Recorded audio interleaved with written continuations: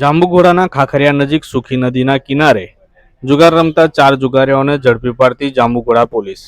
પ્રાપ્ત વિગતો મુજબ જાંબુઘોડા પોલીસ પેટ્રોલિંગમાં હતી ત્યારે તેઓને બાતમી મળતા ખાખરિયા ગામ નજીક આવેલ સુખી નદીના કિનારે ખુલ્લી જગ્યામાં કેટલાક ઈસમો ગંજીપાનાનો પત્તાનો હાર જીતનો જુગાર રમી રહ્યા છે ની બાતમી મળતા જાંબુઘોડા પોલીસે બાતમીવાળી જગ્યા ઉપર છાપો મારતા કેટલાક ઈસમો ટોળું વળી પૈસાની હાર જીતનો જુગાર રમતા હોવાનું દેખાતા પોલીસે રેડ કરતા જુગારીઓમાં નાસભાગ મચી જવા પામી હતી।